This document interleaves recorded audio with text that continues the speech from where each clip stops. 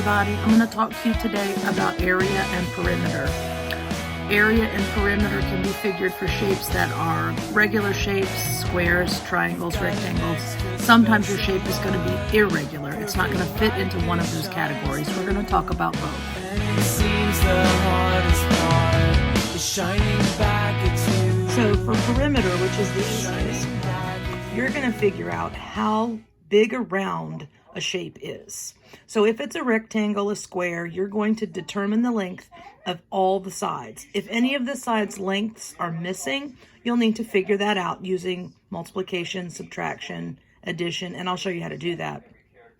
Once you've determined the length of all of the sides, you just add them all together. To determine the perimeter of this particular rectangle, you can see that there are two missing sides. But I already know what they are because these sides are labeled. All I have to do is go ahead and label so I don't forget. Always remember to add the units. In this case, we're just going to call them units because I'm not using any particular kind of measurement.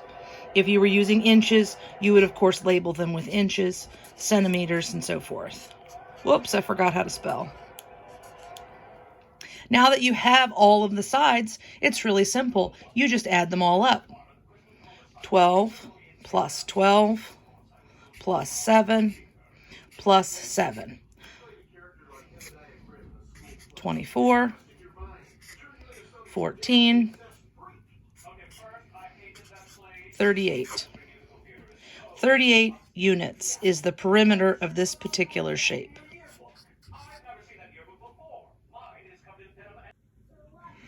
Okay, now if we have to determine the perimeter of an irregular shape, one that's not a normal shape and has some missing sides, here's where we're going to have to do a little bit of figuring. Sorry while I get my fingers situated here so you can see what I'm doing. I know most of these sides, but if I'm going to determine the perimeter, I also need to know the length of this particular little side, and it's not labeled, so I'll have to figure it out. Knowing that the bottom is 14 units, all the way across the top here is also going to be 14 units. This little space right here, I already know, it's 7 units. So to figure out this space, I'll take the entire length, subtract what I know to find out what I don't know. In this case, 14 minus 7 equals 7.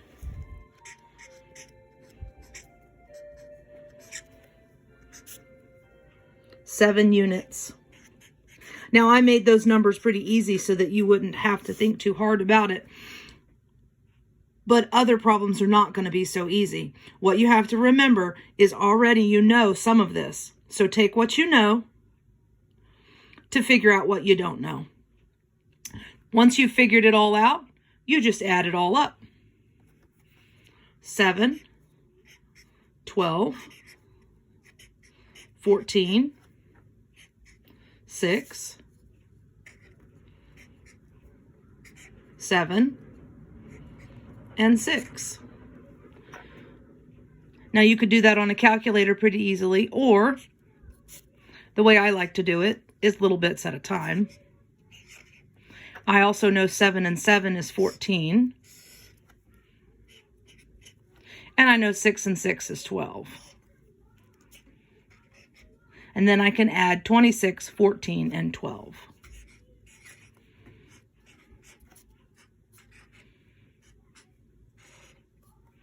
Six is 12. 2, 3, 4, 5. 52 units for this particular irregular shape.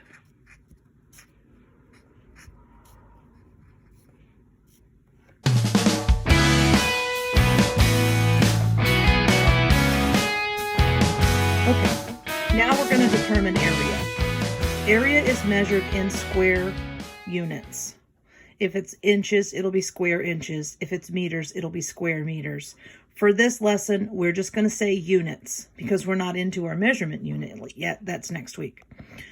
To determine the area, you're basically taking a shape, dividing it into a whole bunch of little squares, and then deciding how many squares are in that shape. If you know the length and the width of your shape, then you can multiply the length by the width and get the area fairly quickly instead of adding up each of those individual little squares. In your packet, they wrote the L as a cursive L. Otherwise, it looks like a number 1.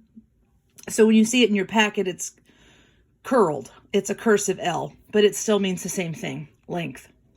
For irregular shapes, you're going to do a division process. You're going to divide the shape into easy to recognize shapes and then determine the length and the width of any of your new shapes.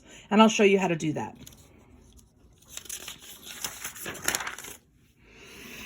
I could count up all these tiny little squares to determine the square units of this particular rectangle, but that would take too long, and I really don't want to do that.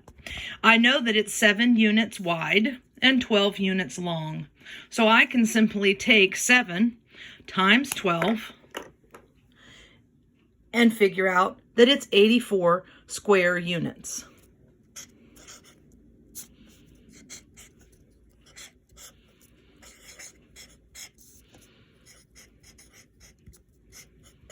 I can put a little 2 up here to designate that it's square units. Instead of counting up all the shapes, I could count up all the little squares in there, and if you want to stop the video and count them up yourself, you'll find that there are 84 tiny squares. I just didn't want to go to all that trouble, so multiplying length times width is a lot faster.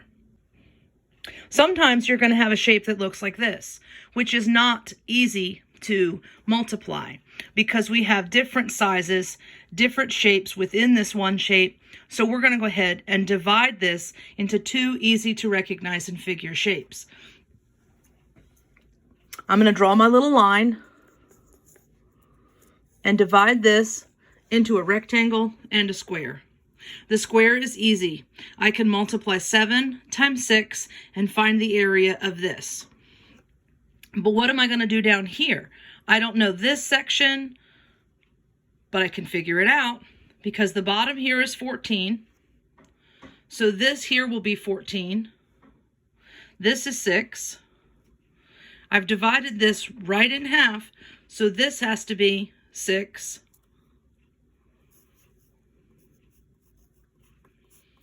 If I take 6 units times 14 units, I'll be able to get the area of this shape.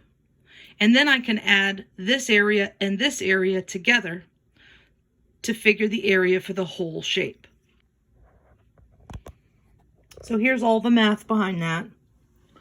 7 times 6 equals 42 square units. 14 times 6, in case you forgot how to do your multiplication, you'll have to do a little multiplication there. 84 units, square units. And then 42 plus 84, 126 square units for this entire irregular shape. So that's it for today. Next week we'll do some area and perimeter problems using some standard units of measure like inches and centimeters that'll be in your packet, and we'll do some more practical problems with area and perimeter. Thanks, have a good week. Bye.